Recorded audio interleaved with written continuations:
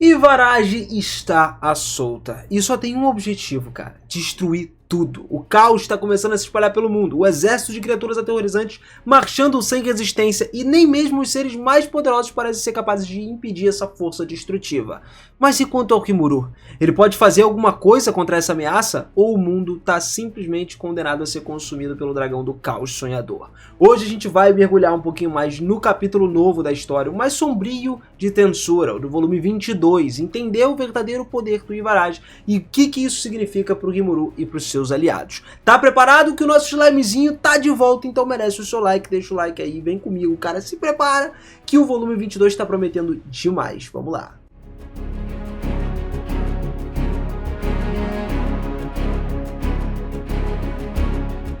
Fala, seus otakus, beleza? Eu sou o Binas e sejam muito bem-vindos a mais um videozão aqui no canal. E galera, hoje a gente vai falar sobre um pequeno vazamento, sobre algo mais tenso ali na novel de Tensei Shitara Slime, o volume 22 especificamente. Saiu a capa pra gente do volume, deve estar aparecendo pra vocês aí na tela agora. Essa capa já diz pra gente bastante coisa com relação à batalha do Feldo e Rimuru, né, depois dele voltar do fim do espaço-tempo, mas em breve ele vai ser lançado por completo. A gente só recebeu o prólogo ainda, e nesse volume 22 ele vai ser intitulado de Caos, Deus da Destruição. A gente vai ter um total de 359 páginas específicas, e a história inicia com um prólogo chamado Ódio Puro. Depois tem mais 3 capítulos que são o Rei, o segundo capítulo é o Tempo Desesperador e o terceiro a Disputa. O livro se encerra com um epílogo intitulado de A Ressurreição do Deus do Mal. E agora a gente vai dar uma olhada nesse prólogo que eu falei pra vocês. Logo nas primeiras páginas ali a gente é apresentado por uma figura do mal ali, o puro caos sonhador. Esse dragão, ele segue em frente sem medo. A evolução dele vai sendo destacada ao longo de toda a narrativa. E depois de passar por restos de períodos aí, de festas e tudo mais e tal, o casulo colorido de arco-íris envolve o seu pequeno corpo. A gente sabe que, como uma lagarta, esse casulo faz com que ele se desenvolva e evolua. O Zejon passou por isso. É coisa dos insetos ali, né? Apesar de que os dragões também fazem esse tipo de coisa. Do nada, a pele branca e pura refletia a luz de uma forma suave. O cabelo branco, brilhante desse dragãozinho, quase que hipnotizante, absorvia a luz ao redor dele. Os lábios exibiam um sorriso astuto e maligno também. Enquanto os olhos dele estavam brilhando com toda aquela inteligência extraordinária, ele desenvolveu uma emoção inédita, que a gente já viu muitas pessoas desenvolverem em Tensei: o ódio. Esse sentimento despertou nele uma nova sensibilidade, o que levou a esse pequeno dragão a entender a sua própria existência. Ao ganhar consciência, o caos, ele percebeu que ele foi abandonado. Entendeu? A solidão, o gosto amargo da rejeição começaram a consumir ele, assim como acontecem com muitos vilões. Antes de evoluir, ele não sentia falta de nada. Ele era uma entidade sem inteligência, e ele não tinha sentimento, não tinha emoção, não tinha nada disso. Ele não conhecia a inquietação, a insatisfação, nem mesmo o tédio. Só que agora tudo mudou. Quando ele de fato ganhou uma consciência, essa sua nova autoconsciência fez com que ele entendesse completamente a sua situação. Movido então pelas suas emoções e inteligência recém-adquiridas, ele jurou vingança. Ele sabia que o Véu da Nava era quem tinha abandonado ele, mas estava determinado a recuperar o que foi perdido. Por isso, ele decidiu destruir tudo que o Véu da Nava criou. O objetivo era consumir todas as entidades que deixaram ele para trás, acreditando que quando ele fizesse isso ele poderia restaurar o que ele perdeu. Assim, o caos, o dragãozinho, embarca numa jornada de destruição total. Agora, o dragão da destruição, Ivarage, depois de soltar um rugido que marca a sua evolução, ele renasce ali numa encarnação definitiva da destruição. Ele emergiu do casulo de 7 cores e o corpo dele passou por uma reconstrução completa, tá ligado? Com a evolução, o Ivarage ele sofreu uma transformação significativa. O tamanho dele acabou se reduzindo drasticamente e ele assumiu a forma de um garoto, um humanoide, por assim dizer, assim como os outros dragões verdadeiros. Só que ele tinha muito mais energia, né? Assim, compacta, tava absurda presa dentro dele. E a presença dele exalava uma aura de desespero, emanava um poder completamente diferente do caos do Ivarage anterior. Então ele começou a falar, tipo, o Véu da Nava me deu um nome. Que nome lindo, né? Tipo, foi o primeiro presente que ele já recebeu. E mesmo que ele não admita conscientemente, quando ele despertou a sua autoconsciência, ele percebeu o significado desse presente. A felicidade, ela foi a primeira emoção que ele teve de fato contato, que ele experimentou, só que tudo mudou. Determinado a fortalecer a sua espécie, o Ivarage decidiu conceder nomes aos seus subordinados. E a gente sabe o que acontece quando concede nomes para as pessoas em Tensei, né? Revolução. Esses nomes carregavam uma essência maligna também. E isso foi transmitindo ali, né, as intenções dele, todas as coisas mais sombrias para aqueles que receberam os nomes foram literalmente liberadas. Eles foram os escolhidos. Então surgiram novos monstros ali de espécies criptídeos. E mesmo que frequentemente hajam sem regras, eles são leais ao Ivaraj. Tipo, eles vivem por si só, mas se o Ivaraj mandar, eles vão fazer. Alguns deles ali até se unem num grupo para poder desafiar algumas criaturas mais poderosas e tal, usando a sua inteligência, a sua organização. E como parte desse plano, o Ivaraj nomeia 3 figuras criptídeas que se tornariam os seus servos especiais.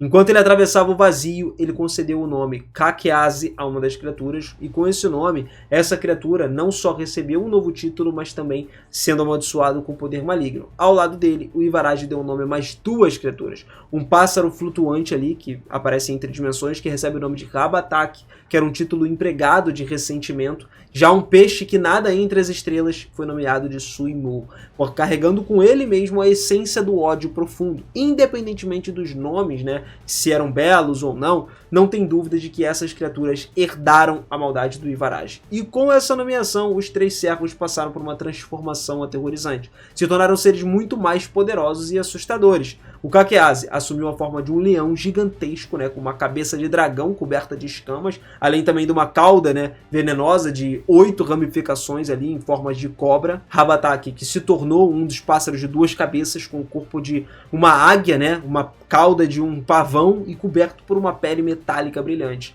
E Suimu, que era a criatura mais estranha, assumiu a forma de uma lula gigantesca sem cabeça, com tentáculos flexíveis que se moviam mecanicamente.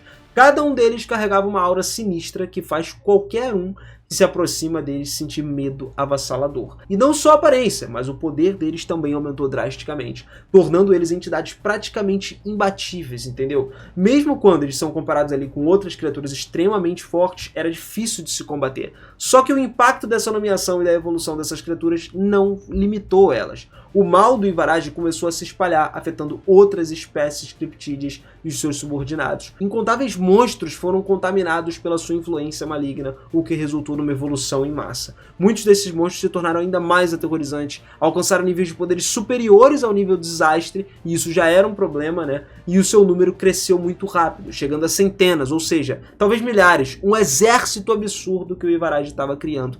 Então, assim, não tinha como. Pronto para devorar o mundo, cara. Essa galera tava de fato com sede de sangue. Só que no centro de todo esse poder, o Ivaraj se tornou uma ameaça absoluta. Um ser cujo nome era temido por todos. Inclusive, ele até declarou o seguinte, que a vida parecia tão divertida que ele ia devorar tudo que tivesse à volta dele para ele ser o único perfeito do mundo. O Ivaraj disse essas palavras com um sorriso frio, carregando um desejo ardente de vingança. Ele estava diante de um grande portão que conectava esse mundo ao mundo cardinal, que é o mundo de tensura que está acontecendo, e o portão deveria estar firmemente trancado. Do nada, ele, abriu, sem qualquer obstáculo. O Dagruel, que era o guardião responsável por proteger esse portão, já não estava mais lá. Então quem poderia impedir ele agora? O Ivaraj sorriu sem hesitar e atravessou esse portão, liderado por aquele vasto exército de criptídeos. Eventualmente ele devoraria um mundo após o outro, e destruindo tudo que existisse até que nada sobrasse. Enquanto isso, do outro lado do portão, uma destruição sem precedentes acontecia. A Dragon Nova, que era um ataque lançado pela Milin, tinha devastado basicamente toda a estrutura ali, abrindo um caminho para que as tropas do Ivaraj avançassem ainda mais, sem nada para impedir. Ou seja, o mundo, que há um tempo atrás era repleto de vida, agora se transformou num campo de batalha, porque estava todo mundo lutando com Feldway. Era uma guerra silenciosa, uma guerra aterrorizante. O Ivaraj então começou a rir, ele estava deleitando ali com toda aquela destruição ao redor, e com o prazer cruel ele ordenou que as tropas só avançassem, esmagando tudo no caminho. Só que o objetivo do Ivaraj não era só destruir o mundo, ele também buscava fragmentos da entidade que no passado ele considerava parte de si mesmo. O Véu da Nava. Cada um desses fragmentos estava espalhado pelo mundo cardinal e carregava vestígios de um ódio profundo contra o Véu da Nava. O Ivaraj jurou destruir tudo que um dia foi de fato amado e criado pelo Véu da Nava, exterminando o mundo até que não restasse nada. O desejo final era se tornar uma unidade absoluta, ele. E enquanto ele marchava com o exército e ria junto com ele, deixando rastro de destruição a cada passo que eles davam, o sonho dele estava prestes a se concretizar. Agora, ele tinha pisado definitivamente no campo de batalha, e essa é a parte da qual todo mundo está esperando para saber. Cadê o Rimuru? Será que ele vai conseguir... Ele já começou, né, a viagem dele de volta, só que isso é só o prólogo, galera. A gente não tem nada mais do que isso para ter vazado. A gente sabe que ele pode retornar a qualquer momento para essa batalha. E se ele entrar do jeito que a Ciel tá agora, as coisas vão ser difíceis, mas é possível. O Rimuru acho que é o único que conseguiria de fato parar o Ivarage. No final das contas, esse é só um pequeno spoiler da ascensão dele, né? E no final das contas, o Ivarate antes, que era uma parte de um todo, agora tem o objetivo de consumir todas as criações do Véu da Nava, se reunindo novamente numa única entidade suprema. Ou seja, ele quer se tornar um novo Véu da Nava no mundo cardinal. E aqueles fragmentos, lembra que eu falei pra vocês, né? Que talvez sejam só fragmentos em pedaços e tal, frascos do Véu da Nava, eles são parte de uma habilidade em série, tipo Anjos, a Ramírez, a Milin, o Rimuru, talvez até mesmo outros seres tenham. Só que tem um humano ganancioso, alguém que ultrapassa todas as expectativas atrás dele, a figura central na história da Guerra do Dragão. E no fim, ele vai evoluir para se tornar um temido Dragão do Caos Sonhador, uma entidade verdadeiramente marcante. No volume anterior, cara, um desastre absurdo aconteceu e acabou revelando ali como ele era um garoto psicopata. Isso mesmo, ele era perfeitamente adequado para ser um companheiro de brincadeiras ali, de bolinha de gude com a Milin e tal, porque os dois são como se fossem crianças pequenas. Talvez, se a gente desse até um pouco de mel pra ele, tudo ficaria de boa, tá ligado? Quem sabe até ele fosse um dragão domesticado, porque eles são da mesma família. Mesmo que ainda não tenham mostrado o verdadeiro poder do Ivarage, mano, ainda assim a gente já tem uma noção. Em termos de magia, ele possui uma quantidade imensa de energia mágica, e isso pode ser observado pela existência de milhares de criaturas que nasceram da própria magia dele. Deu origem a uma raça inteira, irmão. A raça cripta lá, que surgiu a partir desses seres. E com o tempo, novos indivíduos acabaram evoluindo, dando origem a outras raças, entendeu? Como os insetários e tudo mais. E, mano, mesmo sendo pequeno, o Ivarage ele já é incrivelmente poderoso antes mesmo dele evoluir. Nem mesmo o Guy Crimson poderia vencer ele de forma tranquila, fácil assim. Mesmo que o Guy tenha sido apagado primeiro, né, de qualquer maneira nessa parte aí, no volume 22 tem algo realmente interessante no final do epílogo, que é justamente intitulado A Ascensão do Deus do Mal. Nós vemos a evolução do Ivarate, que é o dragão ali, né, de brinquedo do mundo, que finalmente se tornou o dragão do Caos Sonhador.